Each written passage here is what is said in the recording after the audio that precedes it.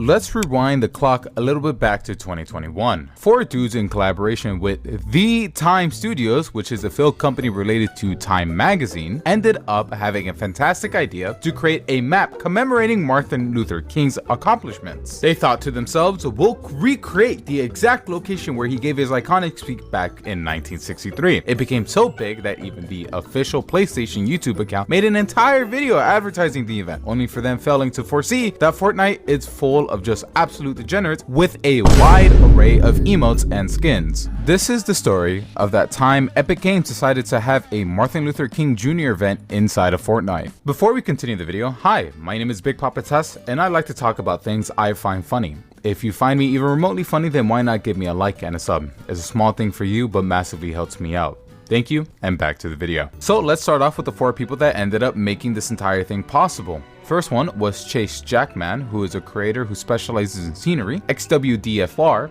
who is more of a designer slash builder, Yusa, who is a builder as well, and GQno, who I couldn't find much info on. Somehow, these guys, by either connections or being approached, were tasked with creating the MLK event and even their own custom emotes for said event. And because of Time magazine being involved, so was Sony in some weird way. Sony ended up posting a small little video about taking a step into time and reliving the now famous Martin Luther King Jr. speech that he gave at the Lincoln Memorial all those years ago, which pretty much was just one giant advertisement for the event. Now this is the part where I would normally go, yeah, everything went well and everyone was enlightened, but I wouldn't be making this video if that were the case. Fast forward to the release of the event, everything was set up pretty nicely. You would open to an all black void where you would have to go and step through the cover of Time magazine, where you were then taken back to the memorial. Inside of the Lincoln Memorial, there were civil rights movements everywhere. Some like the Freedom Riders, who bravely rode in non-segregated buses where they were firebombed and nearly beaten to death on several occasions, and another one about Rosa Parks, who famously did not move to the back of the bus for a man who wanted her seat. Wait, hold up, side note, come here,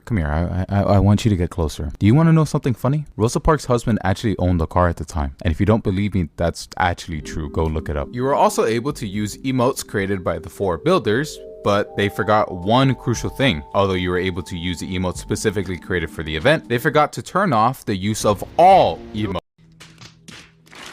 Because of that, you had something like, they live in a nation where they will not be judged by the color of their skin, but by the content of their character. Now let's play a little game, shall we? Which emote do you think was spammed the most? Was it A, the emotes created for the event, B, the gritty, C, the whipping emote, or D, the Travis Scott burning emote? It's okay, I'll give you a little time to actually think of an answer. Alright, you got it?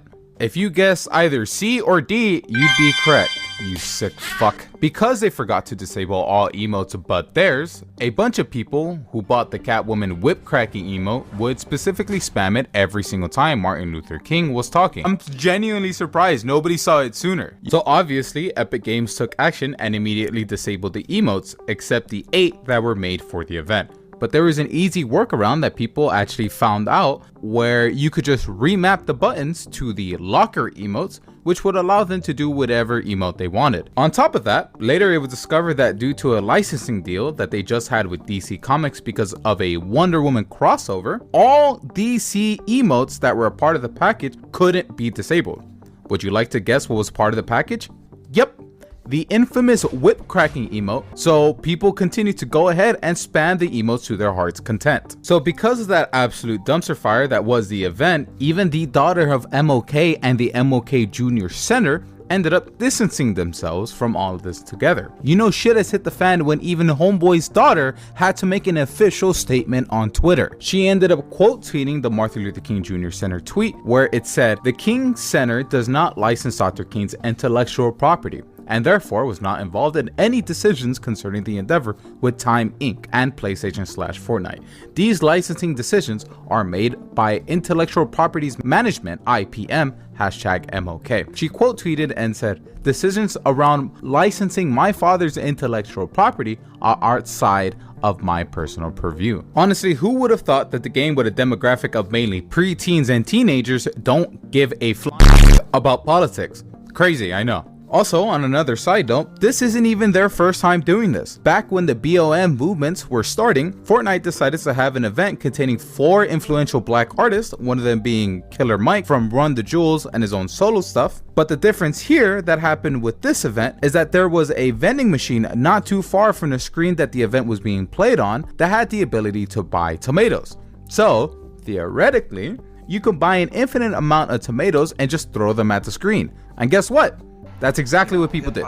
I don't think that big companies will ever understand that games are a form of escapism for many people. So putting politics and what people use to wind down is a absolute horrible idea. And with that, my name is Big Papa Tess. If you like what you saw, please don't hesitate to subscribe, like, and comment. It's quick for you, but makes a massive difference for me.